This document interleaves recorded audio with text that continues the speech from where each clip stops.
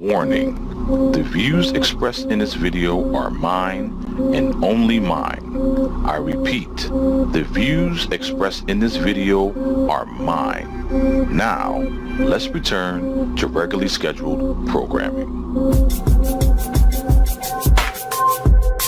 If I said it, I meant it. Bite my tongue for no one, for no one, for no one. Peace and blessings, everybody. It's yours truly, Dan Adams, a.k.a. the Soulful Conservative, the DA and the prosecutor, coming to you live once again from the Political Heat Remote Studios, a.k.a. La Casa. And let's go ahead and get right into it because I got a few video clips that I do want to play and get your reaction to. So let's go ahead and start off with the first one. This is a double dose of Dana Lash. And this is her being reported. Well, actually, this is her confronting Alisyn Camerota on CNN. And the second clip is the ABC just basically marking her out as some individual who's unhinged and has no knowledge of what she's talking about. So let's go ahead with the first clip. Dana Lash and Alisyn Camerota on CNN. You're saying that, though, it's malicious. You're saying that it's malicious, but yet on your network, you've allowed accusations against me and millions of law-abiding Americans and to be indicted as child murderers. I've watched you, Alisyn, on your program at this very time slot, and you've allowed that to stand uncorrected on your network. You've allowed it to stand uncorrected on your network. If you want to have a discussion of maliciousness, it's not true. But I don't want to get here, Alisyn, to go back and forth with you. It is true. We have to be fact-based. Coverage. No, you've allowed the accusations to stand, Alisyn. Please follow what I'm saying. You've allowed the accusations to stand. I don't believe you, and I don't believe you. You've done nothing to correct that. Okay, ladies and gentlemen, there you have Alisyn. Now, you're probably thinking, why is Dan eating during his broadcast? Well, guess what? I posted earlier how I was about to go ham on some chili, and I'm still going ham on this chili because this chili is the bomb. But as you can see, ladies and gentlemen, you can take Alisyn Camerota's deflection. You can take Alisyn Camerota's denial. And you can take Alisyn Camerota's redirection in regards to what Dana Lash was trying to convey. And these people have portrayed her as that, and others on the Communist News Network or the Clinton News Network, aka CNN, aka fake news. Now, excuse me. I never had a situation, ladies and gentlemen, where someone would call me a child killer or anything beyond and in that realm of nonsense and foolishness and ridiculousness. But that's what Dana Lash and many of us on the conservative right of things get thrown at us on a daily basis. And for any individual who think that is not the case, then you are living in a bizarre world of non-reality. Me personally, as a conservative, I don't go out of my way to try and name call, defame, besmirch, name call anyone on the left unless they initiate it first. Because that's not how I roll. That's not what my mother and father, especially my mother, instilled in me in regards to behavior towards our fellow man. That's not me. You come at me. My father taught me to fight back and fight back hard. So any of those on the left that want to continue to go down this route, be prepared for a clapback. Be prepared to be humiliated with facts, reason, and common sense. And on that note, as I continue on with the left's assault on the right in regards to our belief in the Second Amendment, let's go ahead and play this second clip where ABC tries to make Dana Lash out as some kind of subhuman. NRA spokeswoman Dana Loesch defending the gun lobbying group. We will not be gaslighted into thinking that we are responsible for a tragedy that we had nothing to do with. And this baseless claim that many in what she calls the legacy media actually love mass shootings. You guys love it. Now, I'm not saying that you love the tragedy, but I am saying that you love the ratings. Crying white mothers are ratings gold.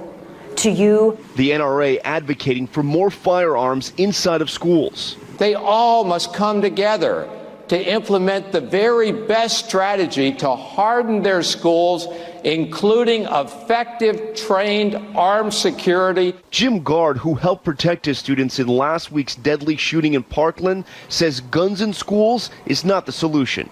That would just be way over the top. This is not, Stillman Prison. This is a high school. All right, the nation's two largest teachers unions have come out publicly against the idea of arming teachers. The president of the American Federation of Teachers, Randi Weingarten, said in a statement, no amount of training can prepare an armed teacher to go up against an AR-15. Michael? And what was the reaction in the room after making those speeches? It was a quiet reaction first with the executive director, Wayne LaPierre, but by the end, the crowd was cheering him, and he got a lot of applause. And that other woman, the spokesperson, who had some very, very powerful statements, she also got a lot of applause as well. Powerful statements, wrong statements. We do not do this for ratings. That was a baseless claim. Baseless. Okay. First of all, Robert, shut the hell up. Yeah, you do stuff. You do put out baseless claims. You do put out false information. You are fake news. So what are we supposed to expect? And I like how he can't even acknowledge Dana Loesch, that other woman, the spokesman, that other woman. Just think, ladies and gentlemen, if someone on the right describes someone on the left that way on Fox News, that other woman, what do you think would have happened? What do you think would have been the backlash? But this man can't remember Dana Loesch's name. That just shows you how much disrespect ABC and the left and the liberal leftist numbnut moonbat lamestream media has for those of us on the right. So you could take it for what it's worth, but that's just how it is. Now I want to play this next clip. This is a actual funny clip. I guess Univision didn't like the attitude and demeanor and what have you in regards to Marco Rubio at that town hall on CNN. Now, it's in Spanish, but there's subtitles for us who are watching this video. So if you happen to listen to the audio version, go check out the video. So go ahead and check this out. This is Marco Rubio being, I guess, for lack of words, put on blast by Univision. Tú estabas ahí y de eso mismo te quiero preguntar, ¿cuál era la cara de Marco Rubio? Mira, su actitud no me pareció que era nada empática, tenía las manos en los bolsillos. De hecho, en un momento cuando el padre de Jamie Guttenberg le habló, él ni siquiera le dio el pésame. De verdad que se vio muy fría su actitud y también muy politiquera.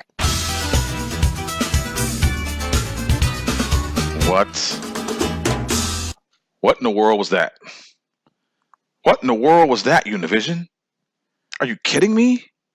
You didn't like his attitude, how he came off, how he was standing, his demeanor. Wow, what is he supposed to be or do in that situation? Someone let me know. Someone from the Univision side of things let me know, because I'm at a loss of words as to what you're expecting from Marco Rubio in regards to his attitude and his demeanor during a CNN town hall, which we all know was nothing but a propaganda event in regards to drumming the drum of gun control, gun confiscation, and many of those on the left want to take away guns from law-abiding citizens. Not just the criminals and not just the ones who may be off mentally, but they want to take guns away from everyone. That includes law-abiding gun owners. Now, I have one more clip to play here, and I have a few things I need to say in regards to what went down. But this is the Parkland father who has made the circuit. But this was him just yesterday on Chris Wallace's Fox News program. And basically, before the segment started, Chris Wallace had Governor Rick Scott of Florida on, and he's responding to what Governor Rick Scott said. And this is the Parkland father responding to what Chris Wallace said.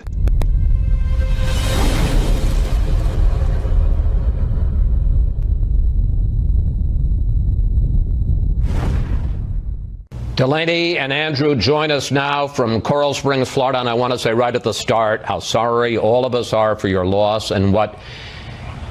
Andrew, when you were at the White House at that very raw, emotional moment, you said, look, after 9/11, we fixed the situation. We made it a lot harder for people to get onto planes with guns. When you hear what Governor Scott just said, when you hear what President Trump is saying, would that fix the problem? It's not going to be fixed because I just heard what you said, what you're focusing on. Polarizing this event, the murder of these kids. You're talking about gun control. I just had to listen to you and Governor Scott talk about gun control. Gun control is a big issue. No one in America is going to come together on gun control, Chris. We're here. You didn't say one thing about fixing it. The American people, we could get together on school safety. But when you polarize it, this event and every other media, we don't care about gun control right now. That's a big issue in the country, and you're not going to get everyone together on it. But we're going to get everyone together on fixing our schools. And I just listened to you. So I just listened to you. You didn't talk, you didn't mention one question to Governor Scott about what are we going to do about the security for our children? How are we going to do that? But you're just talking about gun control, which is going to just give you more ratings than every other media event. My daughter's dead. I want to know, our kids are going to school in Kentucky on Monday. How are those kids safe? How about bringing that up to the media? How about bringing that up to Governor Scott? Not about guns. It's not about guns now. Today, it's not about guns. It's about the safety in our schools. And that's what you asked Governor Scott about, and I got to listen to that at my house. My kid's not here because the schools weren't safe. That's the main thing. You go into a courthouse, the judge is safe. The stenographer is not worried someone's coming in with a gun because they can't get in with a gun. People, we just want our schools safe. We don't want to talk about guns right now. Exactly, ladies and gentlemen. We don't want to talk about guns. We don't want to talk about gun control. That can be a topic that can be talked about until the end of time, because none of us in America, in regards to the left, the right, and those in the middle, are going to agree on gun control. Someone needs to explain to me what gun control is, because it's not what the left wants. The left wants gun confiscation, complete removal of guns from anyone. Except for, I guess, for law enforcement in the military, I assume. But then again, we can go down that path and talk about that in regards to, some of these highly, and I mean highly politicized incidents between police and citizens. We can speak on those on a case per case basis, but that's not how the left rolls. That's not how the lamestream media will go about it. They will lump all these cases into one, and they will describe it, and they will broadcast it as police are on, I guess, some type of hunt on American citizens, especially black folk. But that's another discussion for another day. But to camp on to this Parkland father who lost his daughter, and once again, my condolences to all those who lost loved ones.